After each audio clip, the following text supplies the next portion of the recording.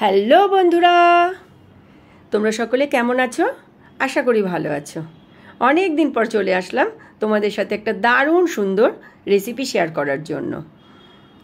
এইগুলো নিশ্চয়ই তোমরা সকলে চেনো, অনেকে হয়তো চেনো না। গাঠি কচু অনেকে হয়তো খেতে ভয় পাও গলা চুলকাবার ভয়তে, কিন্তু আমি যেভাবে রান্না করছি সেই ট্রিক্সগুলো একটু ফলো করলে দেখতে পাবে যে গলা তো ধরবেই না, আর গাঠিটা রান্না করলে অনেক সময় লেদে একটা ভাব থাকে, স্লিপ আর কি, যেরকম ভেন্ডি রান্না করলে হয় ওরকম টাইপসের হয়ে যায়। কিন্তু আমি যেভাবে করছি সেভাবে করলে কিন্তু একদম সুন্দর ঝরঝরে একটা সবজি তৈরি হবে, যেটা দিয়ে ভাত, রুটি, পরোটা সবই কিন্তু দুর্দান্ত লাগবে। গাঠিগুলোকে প্রথমে আমি সেদ্ধ না করে ভালো করে খোসাগুলোকে ছুলে নিয়েছি, আর যেগুলো একটু বড় গাঠি আছে সেগুলোকে মাঝখান থেকে কাট করে নিয়েছি, আর যেগুলো ছোট আছে সেগুলোকে আস্তই রেখে দিয়েছি। এইবারে জল ঢেলে বেশ 3 থেকে 4 বার করে একদম কচলে ধুয়ে নেব। আর এই ধোয়াটার ওপরেই কিন্তু এই যে গাঠির তরকারি করলে একটা লেদে ভাব থাকে সেটা থাকবে না। 3-4 বার করে ধোবো, আর ধোয়ার শেষে আমি তোমাদের দেখিয়ে দিচ্ছি। ভালো করে ধোয়ার ফলে যে জলটা বেরোবে, গাঠিটাকে তুলে নিচ্ছি, দেখো পুরো দুধ সাদা জল একদম। এই জলটা যতক্ষণ না পরিষ্কার হবে ততক্ষণ কিন্তু এই গাঠিটাকে ধুতে থাকতে হবে। 3 বার থেকে 4 বার ধুলেই গাঠি একদম সাদা পরিষ্কার হয়ে যাবে। একবার ধুয়ে নিয়েছি, তারপরে আবার খানিকটা জল দিচ্ছি, আর বেশ খানিকটা করেই জল দেবো কিন্তু। দিয়ে তারপরে আবার গাঠিগুলোকে এর মধ্যে দিয়ে আবার কচলে ধোবো। তোমরা এভাবেই করে দেখো, আশা করি অনেক সুন্দর সুফল পাবে। আচ্ছা, তারপরে গাঠিটাকে আমি ভাপিয়ে নেবো গরম জলে। জল বসিয়ে দিয়েছি, আর সাথে দিয়ে দিলাম সামান্য নুন।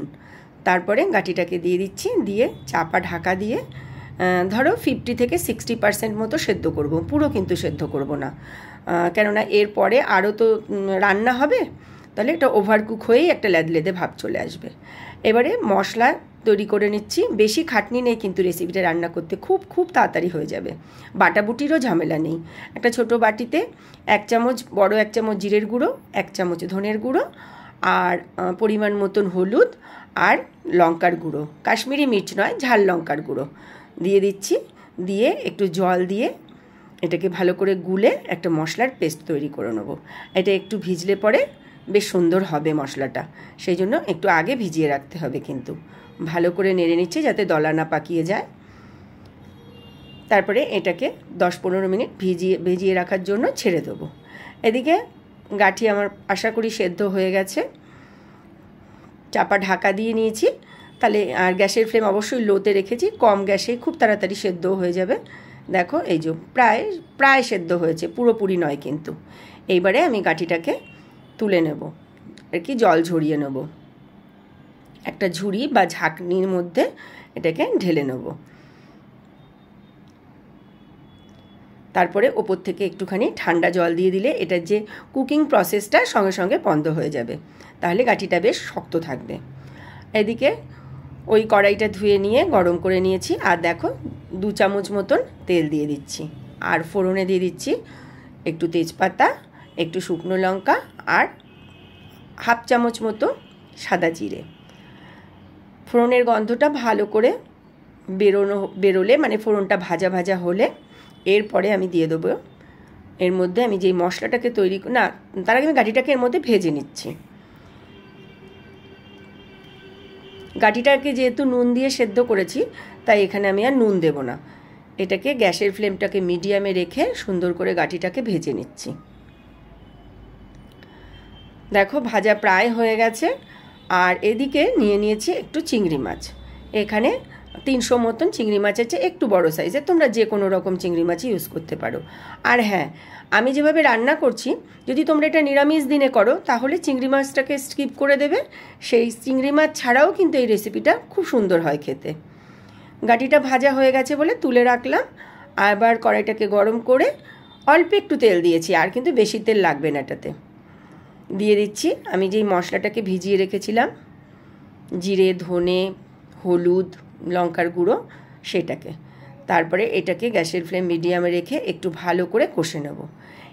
কষানো হয়ে গেলে এবারে দিয়ে দেবো একটা মিডিয়াম সাইজের টমেটো, যেটাকে আমি ঘষণিতে ঘষে রেখেছিলাম। তারপরে দিয়ে দিচ্ছি পরিমাণ মতো চিনি আর কয়েকটা চেরা কাঁচা লঙ্কা। এইগুলো তোমরা নিজেদের স্বাদ অনুযায়ী দেবে। গ্যাসের ফ্লেম মিডিয়ামে রেখে আবার মশলাটাকে কিন্তু আমি ভালো করে কষবো। কষানোর শেষে ভাজা চিংড়ি মাছটাকে দিয়ে দিচ্ছি। মশলা আর চিংড়ি মাছ আবার ভালো করে একটু কষিয়ে নিচ্ছি। এবারে দিয়ে দিচ্ছি ভেজে রাখা গাঁঠি কচুটাকে। তারপরে এই সবগুলোকে আবার ভালো করে মিলিয়ে নেব।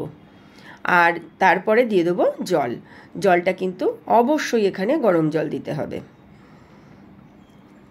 দেখো এখনই দেখতে কত সুন্দর হয়েছে গাঁঠিটা। গাঁঠি কচু খেতে কিন্তু আমার ভীষণ ভালো লাগে। তোমাদের কার কার এই গাঁঠি কচু খেতে ভীষণ ভালো লাগে আমাকে কমেন্টে জানিয়ে ভুলো না কিন্তু। ব্যাস, জল দিয়ে দেওয়ার পরে তাড়াতাড়ি ফুটে উঠবে। তারপরে দিয়ে দিচ্ছি অল্প পরিমাণে নুন।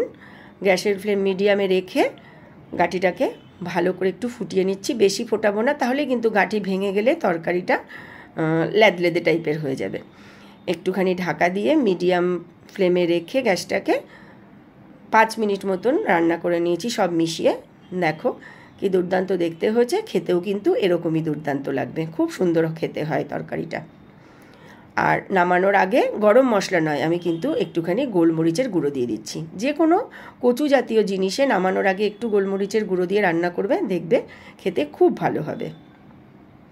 একটু নাড়িয়ে চাড়িয়ে গ্যাসের ফ্লেমটাকে এবার আমি অফ করে দেবো।